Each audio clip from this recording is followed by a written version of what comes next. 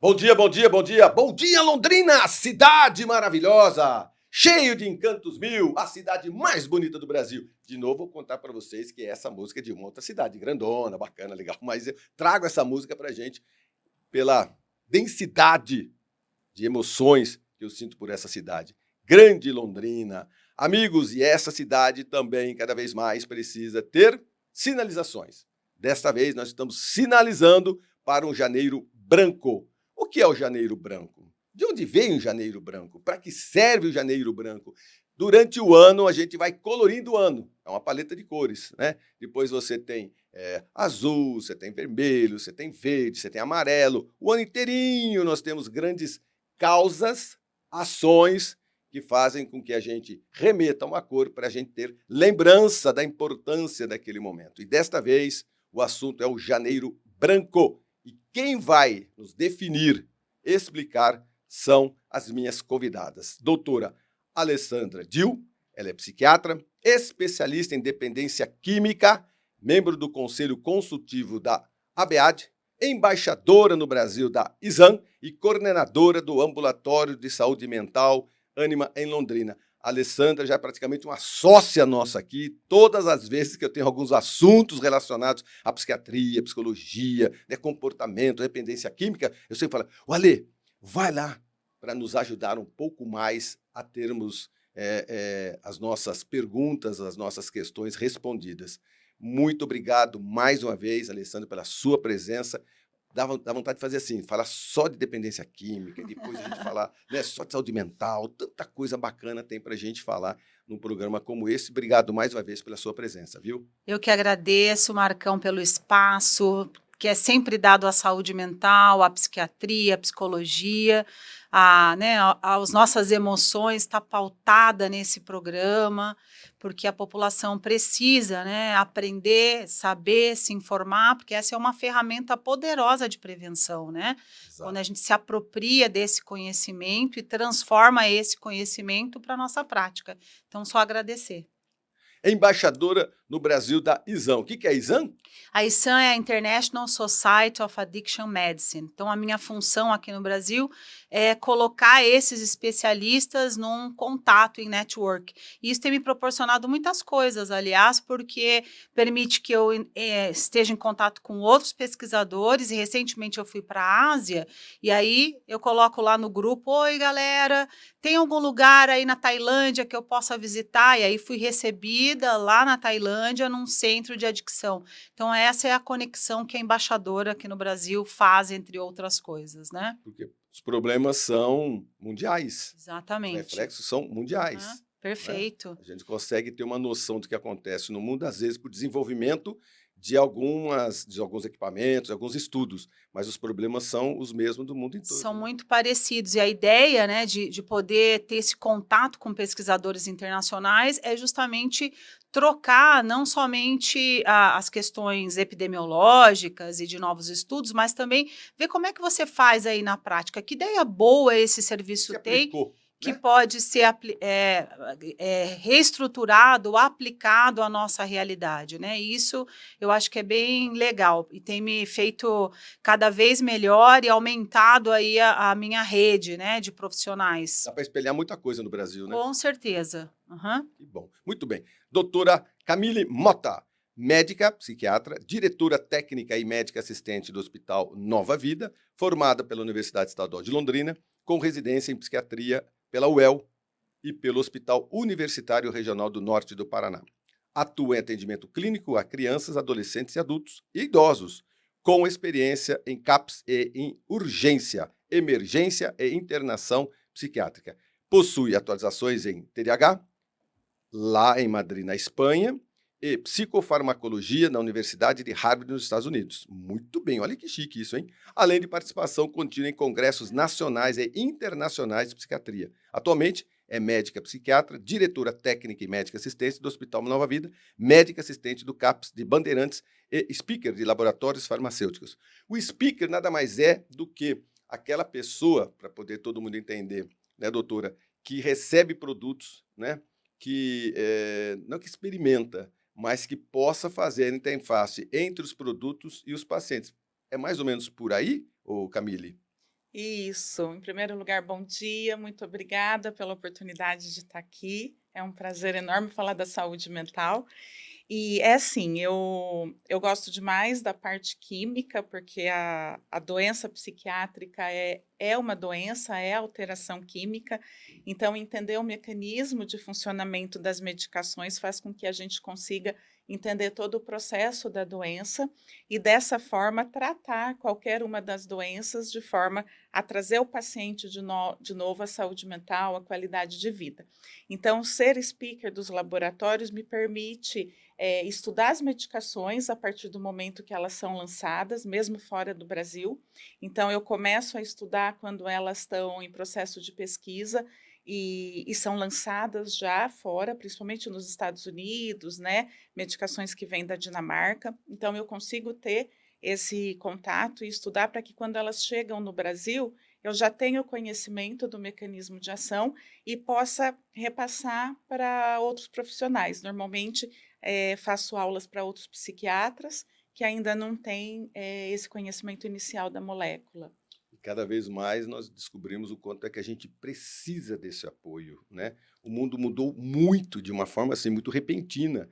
O que a população vinha entendendo de saúde mental nos últimos 50 anos, de 5 anos para cá, a coisa parece que assim, que criou um volume desesperado. Todo mundo parece que tem uma automedicação, uma autoidentificação. Eu nunca tinha ouvido falar nada de TDAH, TDO, TDU, TDI. Eu não me lembro disso. Eu me lembro assim, precisa de um certo tratamento. Mas hoje é uma identificação até das pessoas que são leigas. Você está parado em algum lugar, alguém faz alguma coisa, aquele tem TD não sei o quê, aquele outro tem TD não sei o quê. Parece que as pessoas já entendem tudo isso. Todo mundo tem a tal bendita internet e acha que pode clinicar todo mundo, né? Exatamente. E aí é um problema para a gente, né? Porque a divulgação da informação, até algo importante, mais uma vez, da gente estar aqui, a divulgação da informação, fazer com que as pessoas tenham conhecimento das características, de quando procurar, de quando identificar que realmente é um problema. E ter esse conhecimento, mas a gente se depara com o Dr. Google, né? Que acaba trazendo muitas informações errôneas, e isso acaba atrapalhando o nosso Imagino, trabalho, imagino. né? Acaba Né? atrapalhando bastante, porque muitas vezes a gente está no consultório, está no hospital, o paciente chega para a gente: oi, eu vim buscar um remédio para TDAH. Tu fala: Como nossa, a assim? gente nem começou a avaliar ainda, né? Como é seu nome? Vamos Exatamente, começar por aí. Como é seu nome, não é verdade? isso. Mais ou menos, exatamente. Doutora Rebeca Pereira, psicóloga hospitalar e clínica com dedicação exclusiva ao Hospital Nova Vida, atendendo pacientes em tratamento para dependência química. Rebeca, eu percebo cada vez mais, de uma forma muito leiga também, né? A gente lê muito, a gente observa muito, e hoje tudo o que acontece parece que tem uma câmera filmando, né? Cada vez mais nas ruas, cada vez mais em órgãos públicos, bancos. As câmeras eram poucas em poucos lugares, então a proliferação de muitas câmeras parece que o mundo piorou. Não é, é que o mundo está mais registrado. Antigamente a gente não tinha câmeras em rua, a gente não tinha câmeras em posto de gasolina, você tinha uma outra câmera, vigilância, fazendo uma vigilância em banco, né? Então parece que esse registro muito mais generalizado, né, de tudo que acontece mostra para a gente a quantidade de violência gratuita, né? Como é que a saúde mental está abalada? Eu imagino vocês no Hospital Nova Vida, no hospital, tenha esse contato com pessoas que às vezes parece que de uma hora para outra faz tum, dá uma desligada em alguma coisa e aquela pessoa passa a ter aquela reação. Bom dia. Bom dia, é um prazer estar aqui acompanhando pessoas que eu admiro, que eu trabalho junto. É um prazer também estar aqui no podcast falando sobre um assunto que é super importante, que é a saúde mental. Eu gosto de dizer que esse assunto a gente tira da mesa dos consultórios e a gente traz para um espaço onde as pessoas da população podem participar, onde a minha colega de trabalho, onde minha mãe, meu irmão, na escola, pode partilhar e conversar de forma bem assertiva sobre esse assunto.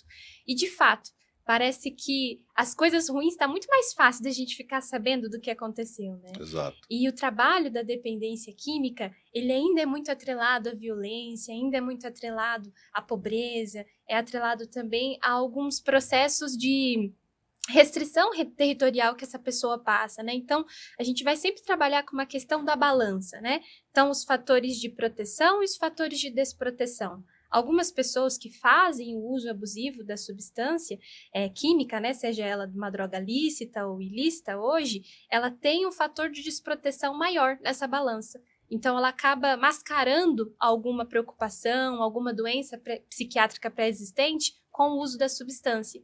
E nós ali do trabalho no Nova Vida, o hospital de internação, curta duração, hoje em saúde mental, a gente tenta trabalhar esse assunto tão importante que vem aparecendo cada vez mais aí na população, desde a adolescência até a fase adulta. A gente tem acompanhado. E aí, ó, para vocês três, meu Deus do céu, como essas situações estão cada vez mais precoces, né? Eu me lembro, assim, de novo, eu como observador apenas, né? Não especialista. A gente observava situações de estresse das pessoas um pouco mais velhas, né? Você percebia o estresse daquela pessoa que está trabalhando muito, né? Foi mandada embora, teve uma separação conjugal, mas hoje a gente percebe isso na idade já bem novinha das crianças, né? As crianças, assim, 5, 6 anos de idade, você percebe que já tem uma influência. Alessandra, e que isso me parece que também tem a ver com formação dos pais, a falta do contato dos pais. Por isso que o Janeiro Branco é tão importante. Eu gostaria que você salientasse o porquê que o janeiro tem essa cor e por que a gente começa pintando o ano na falta de cor, mas no fundo o branco detecta tudo isso para a gente ter um rumo durante o ano todo. E não pode esquecer, fevereiro às vezes a gente esquece todo o porquê, né? Começa com o janeiro já na cor branca. O Janeiro Branco, ele, então, é uma campanha, né, que começou, acho que em 2013, com o pessoal de Minas Gerais e conseguiu ampliar essa popularização, de conscientização da população para as questões de saúde mental e emocional, num caráter preventivo, principalmente, e de diminuição de estigma. Então, fazendo um link com o que você falou das crianças, esse é um mito bastante importante que as pessoas às vezes pensam que criança não adoece psiquiatricamente, né?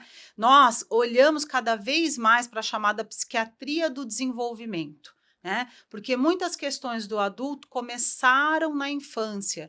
E se a gente talvez lá na infância tivesse um olhar atento para essas questões emocionais, que nascem muitas vezes com questões do seio familiar, na escola, né? Ou com uma genética, com a criação, com hábitos, e com uma forma que é educada, com os hiperestímulos que nós temos hoje de telas. Então, são diversos fatores que a psiquiatria do desenvolvimento olha para tentar, de uma forma preventiva, dar conta desses fatores já na infância e na adolescência, principalmente, né? Olhando para a criança como um ser também aí individualizado, apesar de estar inserido numa família, e óbvio que a gente olha para essa família quando atende criança, mas o quão importante a gente olhar e falar, olha, essa criança, ela tem indícios já, está deprimida. Essa criança tem, sim, bipolaridade. Essa criança tem um impacto do bullying. Essa criança tem um impacto da sobrecarga de telas que ela está submetida. Então, o Janeiro Branco, ele olha para todas as faixas etárias, não somente para a criança, né, para o adulto, para o adolescente, para o idoso, para a saúde da mulher, tentando diminuir esse estigma. E a infância ainda, vamos dizer, aumentou muito, né, Marcão, a busca de psiquiatra da infância. Nós temos uma carência no nosso país desse profissional, na verdade, especializado em infância e adolescência. Não à toa que nós, né, no congresso da PEPSIC, temos lá um dia dedicado ao educador, porque o educador, ele também é uma fonte de reconhecimento desse aluno, já que ele passa grande parte do seu tempo na escola. E aí, quanto mais precocemente nós identificarmos, nós vamos estar prevenindo e prevenir o adoecimento grave, né, para que não chegue para a gente na adolescência ou na fase adulta com sérios problemas e crônicos. Exato. Já. Né? Exato, concordo. Sua opinião, Camille, por gentileza. Então, concordo plenamente com a Alessandra, e isso que você trouxe para a gente, Marcão, é tão importante porque, além de estar de forma mais precoce, a gravidade com que isso está aparecendo e se mostrando. Então, por exemplo, eu tive já paciente com 9 anos de idade que chegou para mim após uma tentativa de suicídio, com 9 anos de idade. Dentro da nossa concepção, uma criança de 9 anos, qual é o conhecimento real do que significa a morte, do que é o morrer? Né? A gente no Hospital Nova Vida, eu e a Rebeca trabalhamos especificamente com a dependência química e gostamos muito de entender toda a história do paciente para conseguir entender, como a Alessandra falou, é multifatorial. Então, a gente tem a questão genética que leva ao processo de doença, mas são vários fatores envolvidos ao longo do processo de vida do paciente, e a gente vê histórias exatamente de início do uso de drogas, do início da vivência de violência, desde os primeiros anos de vida.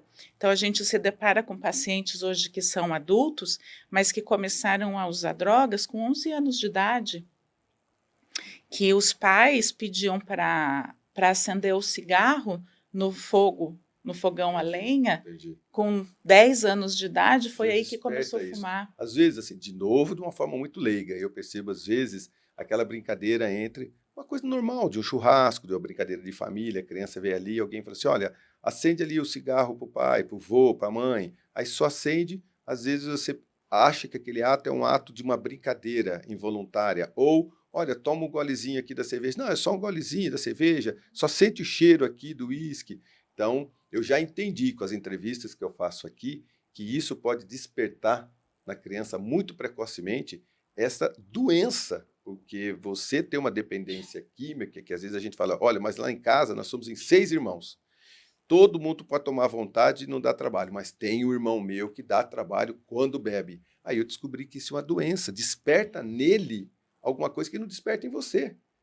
Eu não tenho o hábito de beber, eu particularmente nunca bebi e também não tenho esse hábito de beber, porque eu não tenho gosto, eu não tenho paladar para bebida, né? Dependente de pessoas que às vezes tomam um copo e passam mal, e aquela ali não é uma culpa, ali é uma doença que precisa ser tratada. Eu falo isso de uma forma muito leiga, mas é aí só reiterando o que você está comentando, que às vezes essa brincadeira muito simples, né, doutora? Exatamente. Abre desperta, é um gatilho. É isso, é mais ou menos. Até o termo gatilho vem, acho que até da psiquiatria, da psicologia, né? É um gatilho. A pessoa fala, nossa, esse é um gatilho na minha vida, é um gatilho na minha consciência, é mais ou menos por aí, não é? Exatamente, exatamente. Até pela questão genética, que predispõe à alteração química. Então, a partir do momento que existem os gatilhos, é onde vai desenvolver essa alteração química, somado a todos os outros fatores de vida, e desenvolve os sintomas. Então, as pessoas, algumas são mais vulneráveis, as outras a desenvolver. Porque ali naquela roda de amigos, todo mundo bebendo, trocando ideia, mas por que aquele ali saiu um pouco fora do padrão? É porque ele tem uma predisposição já para, e é uma doença, não é uma frescura, não é que tomou em excesso, às vezes todo mundo toma igual, não é verdade? Exatamente, exatamente. Até trazendo a importância do Janeiro Branco para isso, é que eles colocam também o branco como um papel, uma folha em branco, onde a gente pode reescrever, onde a gente pode começar de novo, e o janeiro, que é o ponto inicial do ano. Então, a importância da gente entender que essas questões são doenças e que a saúde mental vai muito além das doenças. A importância de, principalmente nos dias de hoje, de tanto estresse, de tanto adoecimento, a gente entender que saúde mental não é a ausência da doença, mas é a presença da qualidade de vida, a presença da capacidade de diminuir esse estresse, de lidar com as situações, sejam problemas, sejam situações mais difíceis. Então, a importância de entender essa diferença, que realmente o transtorno mental ele é uma doença e que a nossa saúde mental envolve não só essa ausência de doença, mas como é importante a gente valorizar a nossa qualidade de vida. E a gente vem batendo todos os anos, eu venho batendo. Eu devo falar sobre isso aí nos últimos 10 anos. Né? As academias para os músculos, elas aparecem, às vezes a academia para a cabeça quase não aparece. Ou seja, a gente precisa também imaginar que a nossa cabeça, o nosso pensamento, né, o nosso bem-estar também é como se fosse todo dia para a academia. Você precisa ter alguma coisa para fazer respirar melhor e pensar um pouco mais no seu dia a dia. Rebeca, vocês têm um hospital para poder observar boa parte e um recorte da sociedade dentro do Hospital Vida, né? Do Hospital Vida e Nova Vida. Eu gostaria até que você explicasse Vida e Nova Vida e os pacientes que existem lá, porque eu penso que dentro desse hospital você tem um grande recorte da sociedade. Você percebe que ali, né, pela experiência de vocês, ali tem jovens, adultos, idosos, né, homens e mulheres, e também você percebe que ali classes sociais, todas as classes sociais, né? Então, assim, a saúde mental, as doenças mentais, elas não estão classificadas por classe social nem idade, né, nem escolaridade, né? Ela abrange a sociedade como um todo, né? Sim, como as doutoras disseram, né? A dependência química, ela é um fator biopsicossocial. Então, a gente vai trabalhar sobre a questão da predisposição genética, né? Que tem alguma questão ali que me favorece a fazer um uso abusivo de uma substância. Tem também a questão psíquica, né? Então, pode ter uma doença psiquiátrica pré-existente, pode ter uma vulnerabilidade. E o social, então, qual ambiente essa pessoa foi exposta para que facilitasse ela fazer o uso abusivo. Então, por exemplo, num vínculo familiar, se eu tenho pais que fazem um uso abusivo, são dependentes de uma droga de abuso, a possibilidade dessa criança estar inserida nesse contexto e ter um contato muito precoce com a substância pode favorecer aí um desenvolvimento mais dificultoso de se afastar dessa história de vida, né? E pensando no caminho do hospital, que é onde a gente vai dizer que é como se fosse praticamente o último recurso, né, o internamento. A gente sempre vai trabalhar de uma forma muito preventiva dentro da rede de saúde com o serviço que existe dentro do território. Então, por exemplo, a UBS, o CAPS, que é o serviço um pouquinho mais especializado, que tem uma complexidade maior, que tem condições de abraçar maior. Então, nesse sentido, o paciente ele vai tentar esgotar todos esses recursos ali do território dele. Quando o paciente não consegue ter uma adesão adequada à medicação, ao tratamento, né, não consegue ter uma frequência nos atendimentos e sempre está tendo uma recaída, um lapso, dificuldade de se manter em sobriedade, a gente vai apontar para um caminho possível que seria a internação, para poder fazer uma parada mais abrupta do uso da substância e também entender por que esse paciente está tendo tanta dificuldade de ter e tendo muito essa reincidência com o uso da substância. Hoje, no Hospital Nova Vida, a gente trabalha com o público masculino. Então, a gente acompanha pacientes homens, né, a partir dos 18 anos, até mais ou menos aí os 60, dependendo da qualidade de vida desse paciente. Nesse caminho, a gente descobre muitas histórias, né, de doenças psiquiátricas pré-existentes, ou às vezes também de uma história muito vulnerável. Então, a gente vai trabalhar com esse paciente a descoberta do que me fez fazer o uso, o que mantém o meu uso, por que eu tenho tanta dificuldade de parar, e desmistificar essa história de que quem faz uso de bebida alcoólica, quem faz uso de droga psicoamente ativa é uma pessoa que não tem vontade de viver, é uma pessoa que não tem coragem de trabalhar, é uma pessoa que tem dificuldade. Não, a gente vai dizer que isso é uma doença. Então, quando a gente traz isso para o campo da doença, a gente traz isso para a saúde. A gente dá um acolhimento para esse paciente, a gente dá um direcionamento do porquê que eu tenho tanta dificuldade nesse ponto na minha vida. E a gente faz um convite para que a família também abrace esse tratamento. Porque a gente vai dizer ali que na nossa internação, o nosso público, a grande maioria, são homens já adultos, provedores do seu lar. Então, há uma dificuldade, há um processo de codependência que abraça essa família, numa desorganização. Então, esse paciente, ele deixa de agir como um marido, um papel de marido dentro do seu contexto familiar e passa a ser um filho mais velho, que a esposa acaba abraçando também essa responsabilidade. Então, há uma desorganização. Quando há essa desorganização, a família chega muito exausta, o paciente já chega muito cansado e até desacreditado da possibilidade de parar com o uso. Então, ali a gente faz esse acolhimento, essa orientação, trabalha a possibilidade de uma reestruturação cognitiva. A gente vai trabalhar muito com isso, com essa possibilidade do paciente.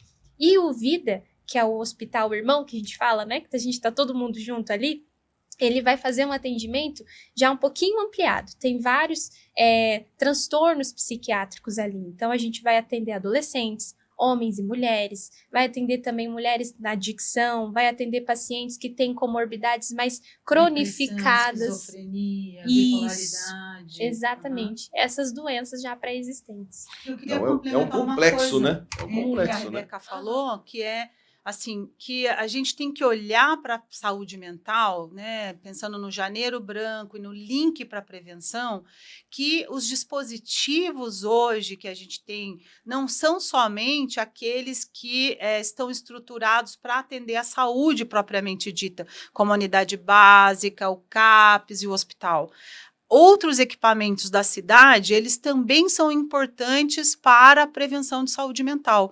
E aí eu acho que, né, um link com a Secretaria da Cultura, os outros dispositivos que fazem exatamente, não sabem que fazem, mas fazem, prevenção em saúde mental, que é, ou seja, a caminhada do domingo, o meu zerão, a gleba, os dispositivos que atuam preventivamente cuidando de idosos. A última vez que eu vim aqui, a penúltima, eu dividi com colegas que são da Secretaria da Pasta dos Idosos. Que trabalho valioso eles fazem justamente de evitar solidão em idosos. Isso é atuar preventivamente. Então, a gente precisa, na verdade, né, com a Rebeca falando, eu pensei exatamente de como a rede de atenção psicossocial ela tem que ampliar esse olhar para outros equipamentos que nós temos no território que são igualmente importantes.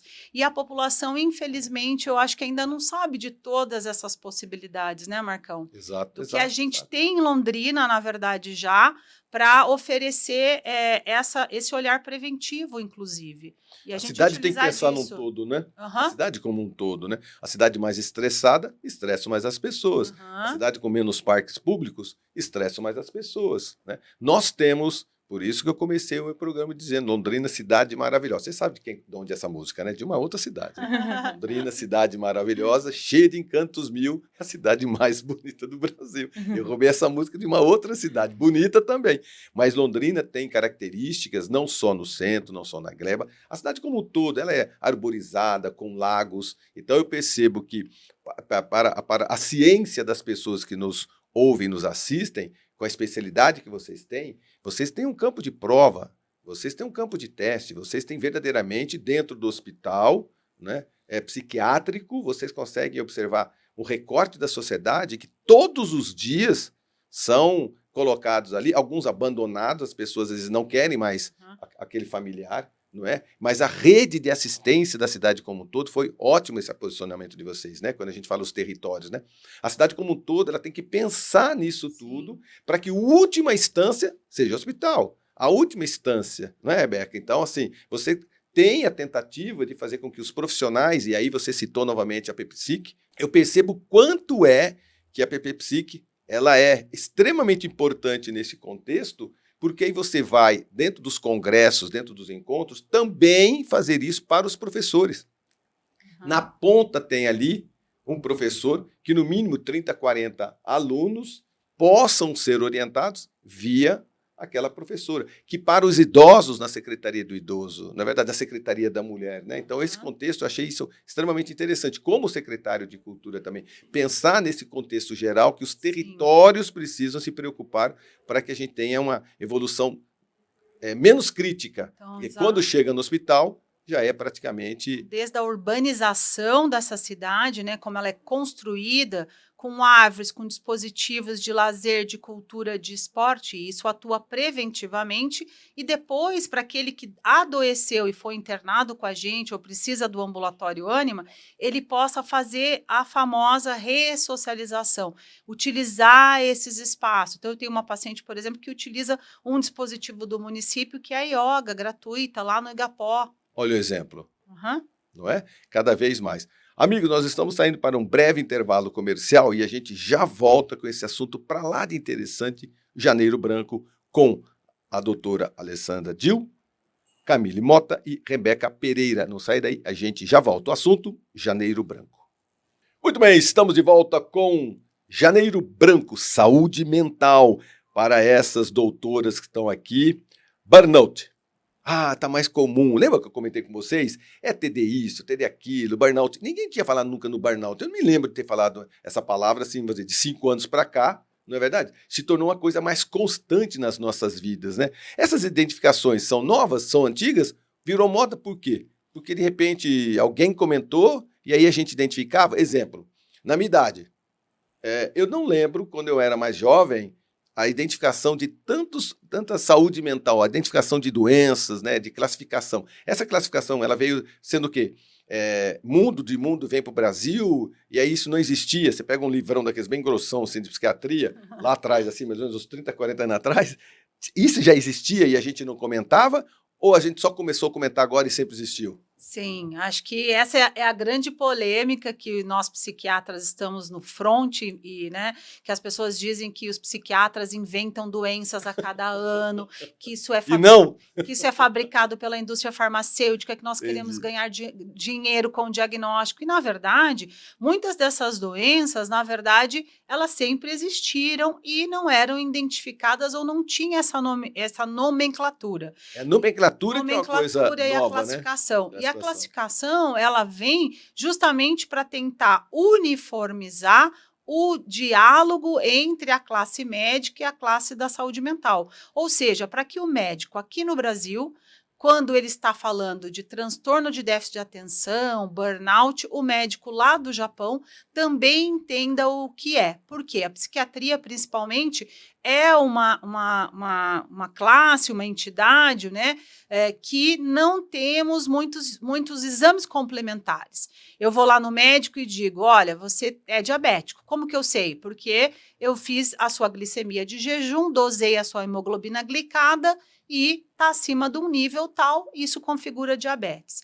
Na psiquiatria, nós precisamos principalmente de um instrumento valioso que é a chamada anamnese, é a sua observação clínica. Então, o médico psiquiatra, ele tem que observar essa história que o paciente nos conta, a apresentação. Ele entrou na sala, a nossa secretária já deu uma informação, como ele sentou, a gente já está observando, como ele se veste. É? Claro. Atenção, presta atenção, pessoal. Tudo isso Não é diz. só na frente do médico, não. Não, é a É lá na postura. garagem, é lá na rua. É Já a começa a entrar. postura, né? Ele vem mais descabelado, uma postura mais triste. Tudo isso vai nos dando informações, o jeito que ele fala, se ele fala lento, se ele fala acelerado. É uma leitura completa. É uma leitura e a gente olha aqui pontualmente, busca, ou seja, a história pregressa, os fatores desencadeantes, a história familiar. As crianças, nós precisamos, às vezes, dos pais, dos educadores, dos cuidadores para nos dar informação. Se é um paciente idoso, ele também, quem convive com esse idoso, o cuidador do idoso, vai nos dar informações valiosas para a gente fechar um diagnóstico. Então, esse fechar o diagnóstico nem sempre é numa consulta só. Precisamos de outras consultas, precisamos de instrumentos que nos apoiam o diagnóstico. Então, a classificação, ela serve para que a gente tenha, né, uma possibilidade de estar falando a mesma linguagem e sair um pouco dessa subjetividade que muitas vezes a psiquiatria ela conta com um certo, vamos dizer, espectro de subjetividade. E aí que a gente vai treinar profissionais novos, os residentes que nós temos lá no Hospital Vida, no Ânima, no Hospital Nova Vida, para que eles aprendam, né, a identificar aquilo que a classificação nos traz. Então, não são doenças da moda. O TDAH não é a doença da moda. O transtorno de espectro autista, que parece estar na moda, não é doença da moda, né? O burnout, ele tem talvez uma prevalência aumentada por conta, obviamente, da estrutura que nós estamos vivendo hoje, das relações de trabalho, dos ambientes de trabalho, da busca da performance, né? Porque hoje o impacto no trabalho é extremamente importante, cresce aí, né, Marcão, uma nova área que é a saúde mental do trabalhador. O quanto o wellness no trabalho passou a ser investimento e hoje medida de formulação em política pública. Ou seja, com a nova normativa NR1, os empregadores vão ter que olhar para os riscos psicossociais que o trabalho ocasiona. Isso não existia. Não existia. Não é? Não existia. A gente falava assim, mas os japoneses no Japão trabalham demais. Síndrome Eles de são... Karoshi, que chama essa do Japão. Foi justamente a partir da morte de um trabalhador. Sensacional essa citação do Marcão Cagara, sem saber. Foi um chutaço que eu dei. Porque eu sempre, na minha percepção, era entre o mundo todo, o povo que mais tinha aquele trabalho mecânico, não é verdade? Então partiu de lá também essa pesquisa. E saiu a Olha só. máxima de que, né, enquanto eles dormem, nós trabalhamos. Então, hoje, essa máxima é uma normatização de algo que é abusivo. Hoje a gente fala, dormir e sono é essencial, né? Para quem é atleta, fala, descanso também é treino. A mesma coisa aqui para a saúde mental. A gente ter no nosso ambiente de trabalho espaços, né, confortáveis. As empresas cada vez mais estão atentas a isso. Grandes empresas, que eu não vou falar o nome, elas olham para essa questão. Como é o ambiente de trabalho? Ele tem áreas de refúgio, por exemplo, área verde, área em que o cafezinho, a confraternização, isso é protetivo para a nossa saúde mental. Alessandra, quando eu chego no lugar, eu também não vou citar, é o escritório que tinha muitos contadores, perto de 70 contadores, mais ou menos em 4 andares.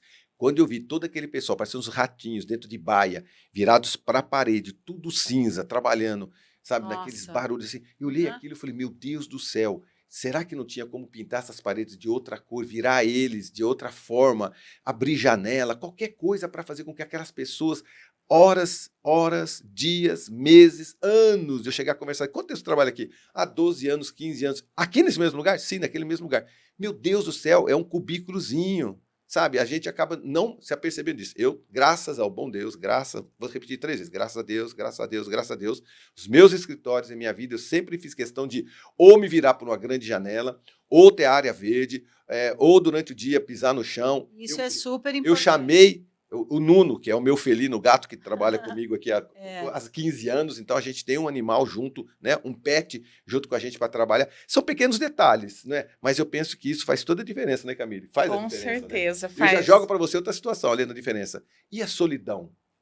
Pois O é. mundo está mais solitário, as pessoas estão mais solitárias? Estão, com certeza. Apesar de estar em ambientes acompanhado das pessoas, o fato de estar acompanhado fisicamente de uma pessoa não significa que você não esteja em solidão. As pessoas estão cada vez mais, principalmente vinculadas à era digital, ao celular. Então, a gente vê grupos de adolescentes, muitas vezes, estão sentados um do lado do outro, cada um no seu celular. E a gente passou a ficar em mundos de solidão. Mesmo nas questões de trabalho, igual a Alessandra estava falando, como que é feita essa estrutura de trabalho. Então, muitas vezes a gente está na mesma sala, mas o tipo de trabalho, a concentração do trabalho faz com que as pessoas nem se conversem durante o período. Por exemplo, costumam dizer que os médicos são uma das profissões mais em solidão. Fala assim, nossa, mas o médico está em contato com o paciente o tempo todo, está conversando com o paciente. Sim, está conversando com o paciente, num profissionalismo, mas não tem com quem conversar algo que não seja do trabalho, está em solidão. E toda essa estrutura leva, por exemplo, então a gente está falando da questão de diagnósticos, mas por que o burnout, então, está tão em evidência? Porque houve toda uma mudança de qualidade de vida, uma mudança de qualidade no trabalho, uma mudança da possibilidade de lazer. Até vou dar 2 exemplos que eu achei extremamente interessante e, ao mesmo tempo, triste. Eu estava atendendo um paciente, por exemplo, ele mora num apartamento, a gente estava conversando sobre a questão do trabalho, a intensidade do trabalho, não sobrava tempo para nenhuma outra atividade, e eu perguntei para ele, então você mora num apartamento, o que não pode faltar para você no condomínio do seu prédio, para você ter como lazer? Ele olhou para minha cara, ele falou assim, eu não sei o que tem no meu prédio. Uau! Ou seja, a visão dele ali só no celular, provavelmente. Exatamente. Ele falou assim, eu não sei o que tem no meu prédio, eu não sei o que eu gostaria de fazer. Eu vou para casa praticamente para dormir. Eu imagino que a percepção de solidão dele deva ser alta, né? Tem uma pesquisa da Ipsos que mostra que nós brasileiros somos 50% da população relatou a percepção alta de solidão, enquanto a média mundial é em torno de 30%. E eu fiquei me perguntando, né, por que brasileiros, nossos conhecidos, né, por ser né, pessoas agregadoras, festivas, que estamos sempre junto umas com as outras, né, por que que ainda assim o brasileiro acha que ele está solitário? E isso me intrigou muito, né?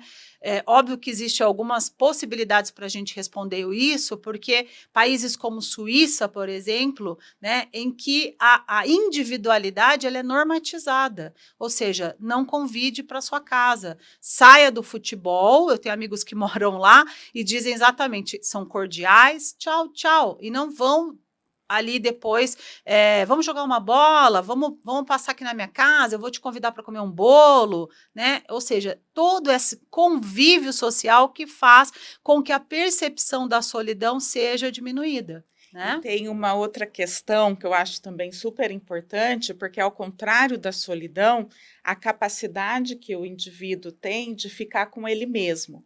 Então, apesar do índice de solidão estar alto, é a solidão focada, por exemplo, num celular, porque a pessoa não consegue ficar num momento com ela mesma, ela não consegue lidar com a própria presença. Então, tem ao mesmo tempo a solidão e a incapacidade de ficar sozinho. Até um outro exemplo que eu gostaria de trazer, pensando nisso, eu tenho uma paciente que, na época que ela começou o atendimento, ela estava num quadro de burnout, trabalhava excessivamente até 10 horas da noite, final de semana, sábado e domingo, trabalhando também, entrou em burnout, não tinha atividade de lazer, convívio social era bem restrito, e nós começamos a tratar, ela começou a fazer terapia, graças a Deus, e começamos a tratar toda essa questão da rotina, do contexto social, e ela conseguiu ir se organizando e conseguiu fazer uma virada na vida dela, a ponto dela passar a trabalhar meio período, não trabalhar de sábado e domingo. E aí e ela estava super bem, super bem. Um dia ela me ligou, falou assim, doutora, eu preciso de uma consulta urgente, que eu estou muito mal. Eu falei, meu Deus, ela estava vindo tão bem. Ela chegou desesperada no consultório e falou, eu estou muito mal, estou pior que da primeira vez. Eu falei, nossa, mas o que aconteceu?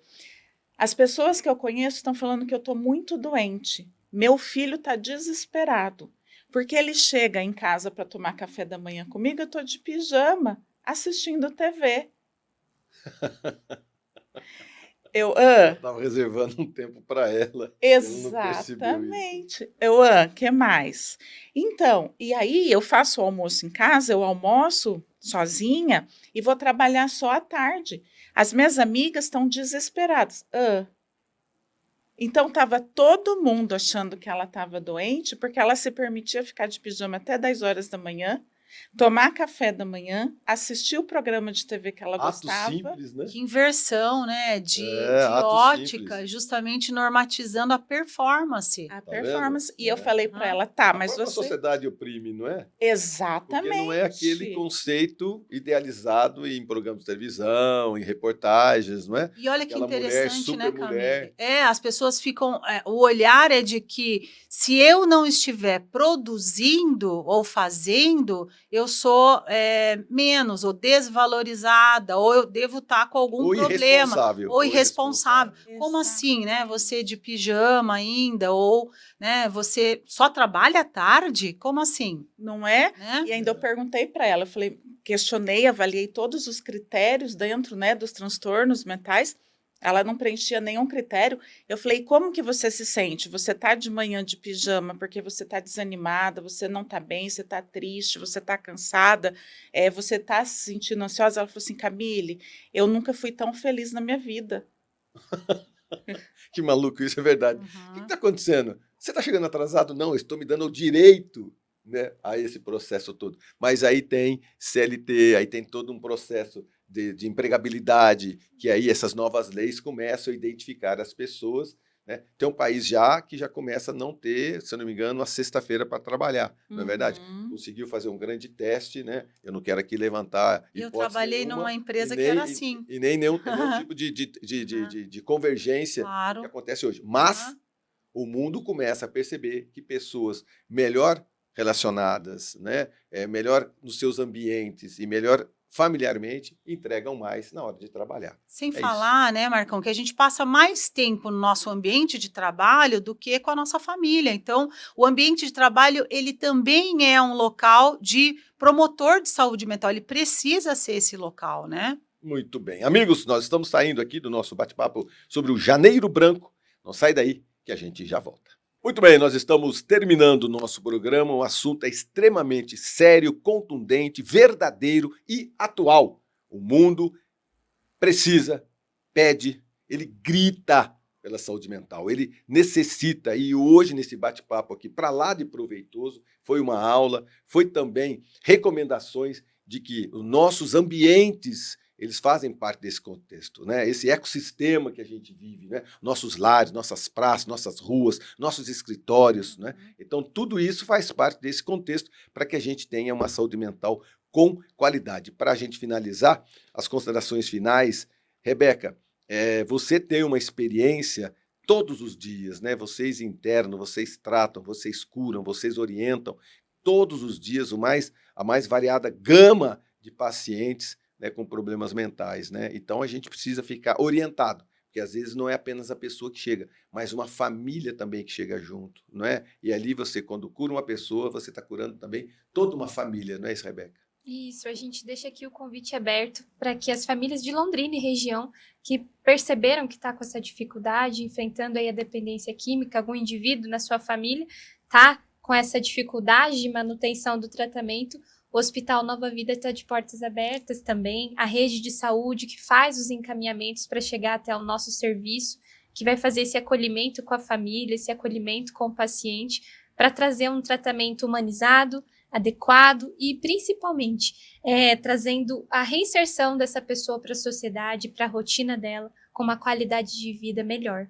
É muito importante. E a gente precisa, no Janeiro Branco, quebrar o silêncio, né? Porque é um sofrimento psíquico, não é verdade? E isso, às vezes, tem famílias que têm vergonha da situação e acaba criando ali uma casca entre, vamos resolver o problema entre a gente. E aí o maior desafio é que a gente precisa de pessoas com uma qualidade de escuta, com um treinamento específico, com uma atenção que vai olhar para além do uso da substância, que é o último comportamento, é aquele recurso do uso. Então a gente vai olhar para a vida desse paciente, para a história dele, vai abraçar esse ambiente e trazer uma qualidade melhor de atendimento. Verdadeiramente, o início do ano é sensível para a saúde mental? Sim, eu acredito que as pessoas, elas têm uma grande história de dizer que quando vira o calendário, começa uma nova vida, começa um novo ano. Eu acho que o Janeiro Branco, ele vem para trazer essa esperança, exatamente nesse começo de ano. Trazer que é possível escrever uma vida com uma saúde melhor, também de acordo com os nossos valores, trazer mais próximo dos nossos valores de vida e aprender a sinalizar, né? Como se a gente estivesse num trânsito. Vamos imaginar eu dirigindo, se eu quero ir para a esquerda e eu não coloco a seta, o companheiro de trás, ele não tem obrigação de saber que eu quero fazer essa curva. Então, quando eu sinalizo, eu abro para uma conversa, eu abro para um espaço onde o outro pode chegar e também fazer uma atenção, né, do que eu estou passando, do que eu preciso ser escutada. E esse é o trabalho da psicologia dentro do hospital. É abraçar essa família, abraçar esse paciente, juntamente com os médicos que vão fazer esse primeiro acolhimento, e a gente chega como um parceiro indispensável no tratamento da saúde mental. O autocuidado, excepcional. Com toda certeza, é importante. O contato para te achar. Eu tô lá no Hospital Nova Vida, então também tem o meu @, que é Abeca Pereira, no Instagram, quem quiser me procurar e acompanhar, seja bem-vindo. Abeca Pereira. Isso. Doutora Camille, muito obrigado pela sua presença, e a gente tem considerações finais, e essas considerações nunca são finais, porque esse assunto, se a gente continuar aqui, vão dias, não são horas, né? Exatamente. Porque são todas as nuances que a gente pode comentar a respeito, que às vezes a gente não percebe. Os problemas mentais, às vezes, eles são invisíveis, não é? Às vezes não são os grandes transtornos, são os pequenos que constantemente habitam em nossas vidas, né? Exatamente, exatamente. E a importância desse trabalho constante da sociedade e de nós como coordenador da nossa própria vida, né? Até acho que eu vou levantar um ponto bem instigante aqui para fazer a gente pensar. você comentou com a gente o quanto que está mais precoce, nós falamos o quanto está mais grave, né, crianças, adolescentes com essas questões de saúde mental. E nós estamos vivendo numa época que falam muito que vai ser dessa geração atual, que parece que não quer saber de nada, que parece que não se responsabiliza com nada. E outro dia eu estava vendo um estudo que eu achei extremamente interessante, que trouxe assim, eu acho que essa geração nova é a geração que vai ter saúde mental. Por que estão levantando tanto ponto negativo e não estão observando que hoje eles estão adoecidos em decorrência da estrutura que a nossa geração criou, que a nossa geração adoeceu, e eles estão gritando por saúde mental. Então, eles estão lutando por uma diminuição de estresse, uma diminuição de carga horária, uma diminuição do trabalho excessivo. Será que não é esse o ponto? Será que eles não estão buscando a saúde mental? Então, trouxe algo que faz a gente parar para pensar, porque eles estão vindo numa demanda muito diferente da nossa. Exato. É interessante esse seu ponto de vista, é verdade. Eu nunca percebi, pessoalmente, a quantidade de movimentos de jovens querendo as suas reivindicações, principalmente se desassociar de bens materiais, né? O emplacamento de carros diminuiu muito, não é? A compra de alguns equipamentos de lazer diminuiu muito, as pessoas estão achando muito mais interessante a bicicleta, a experiência de viajar. A experiência. Experiência, não é? Então, penso que é uma característica dessa nova população jovem. Exatamente. E aí falam assim, mas eles não se apegam a nada material, né? Cada vez mais é uma experiência, né, pessoal, de realizações pessoais, não é? Até grandes índices das boates noturnas serem transferidas para boates diurnas. Eles estão se encontrando cada vez mais em grandes centros ainda, em cafés de manhã, na hora do almoço, à tarde, reuniões um pouco mais sociáveis e até a própria bebida alcoólica sendo trocada por outras bebidas. Exatamente. É uma tendência? Não sei, mas isso aí nunca existiu. É uma percepção que vocês estão tendo também? Isso, exatamente. E é isso que foi levantada nessa discussão, que eles levantaram até a porcentagem que hoje se vê diminuída com relação ao uso da bebida alcoólica.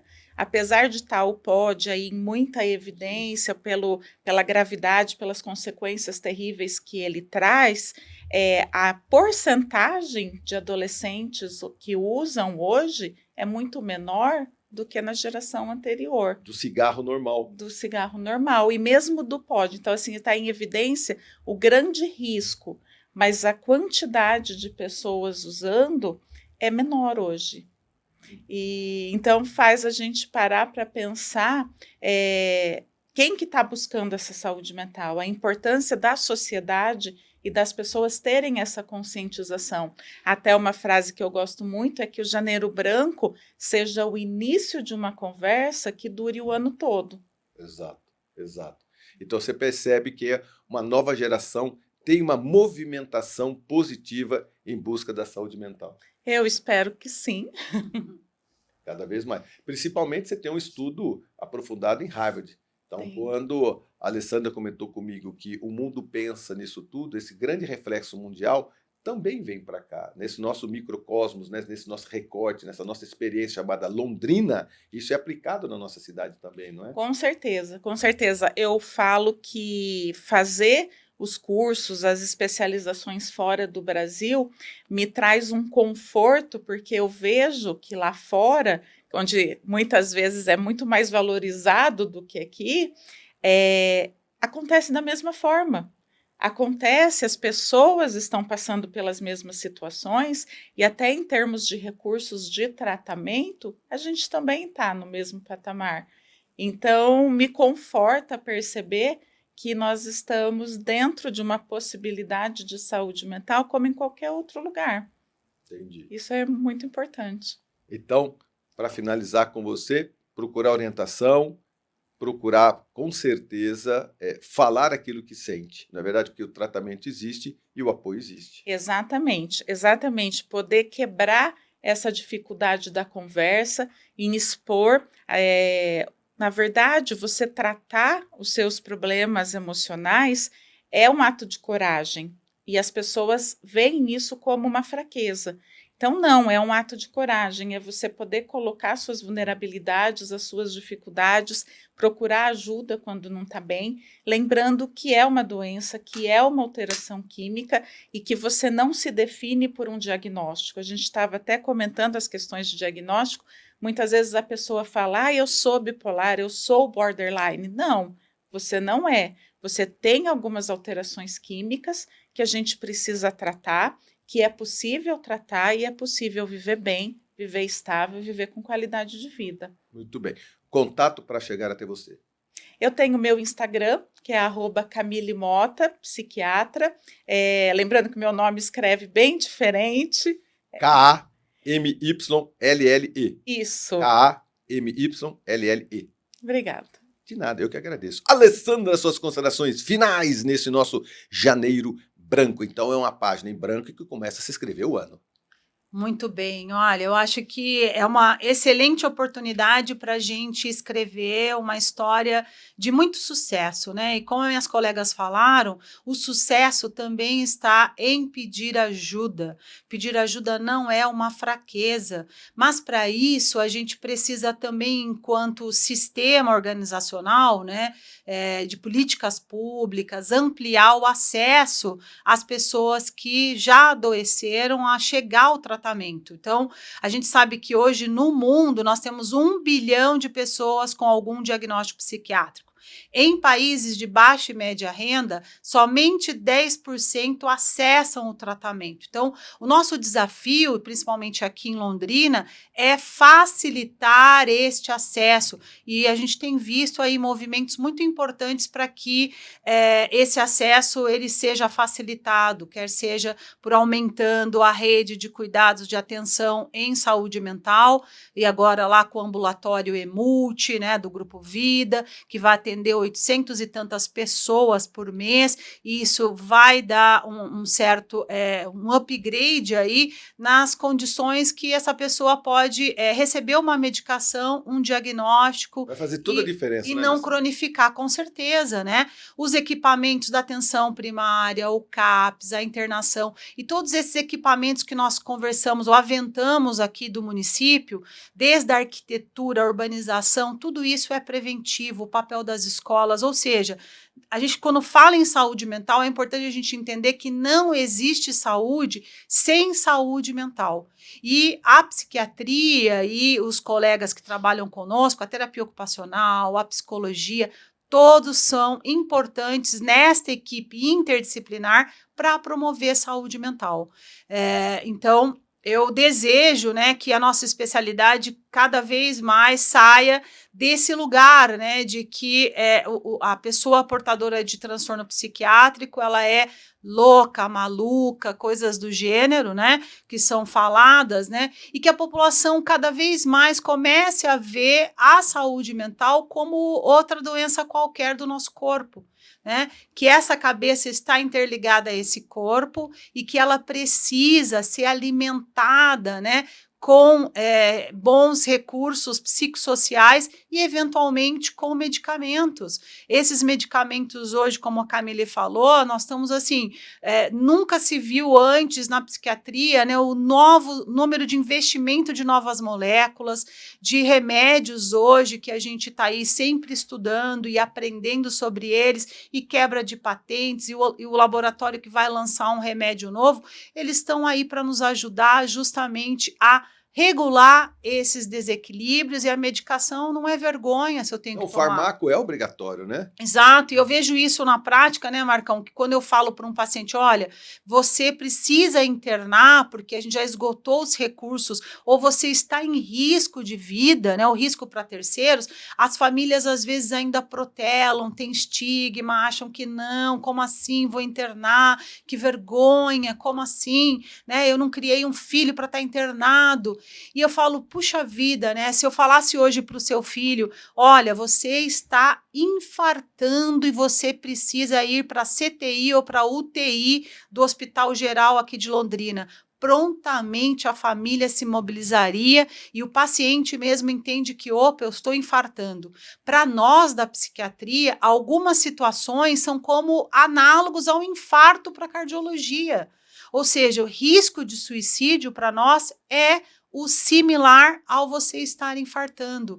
Então, isso precisa acabar, né? 41% da população brasileira tem ódio, antipatia, raiva de conviver com usuário de droga. E isso a gente precisa mudar esse cenário, né? Exatamente, né? Sair desse estigma. Alessandra, mais uma vez agradecendo a sua presença e o seu contato. Como é que as pessoas te acham? Então, no Instagram, @doutora.alessandradil, e também queria abrir as portas do ambulatório Ânima para as pessoas que têm convênio ou rede privada que pode ser atendido também no ambulatório do Ânima, que faz parte do grupo Vida. Muito bem, muito fácil. Apenas entrar nas redes sociais, Hospital Vida, Nova Vida, Ânima, aí muito facinho de achar. Legal, Né? obrigada. Obrigado, viu? Obrigado, viu? Obrigado, Alessandra Dil, a Camille Mota, a Rebeca Pereira. Uma aula hoje, um bate-papo para lá de agradável a respeito de saúde mental. Nós precisamos nos preocupar mesmo, e de uma forma, às vezes, muito simples, apenas conversando com amigos, abrindo seu coração e recebendo ajuda. Muito obrigado pelo seu carinho, pela sua audiência. Até semana que vem, se Deus quiser, eu tenho certeza que ele há de querer. Até semana que vem.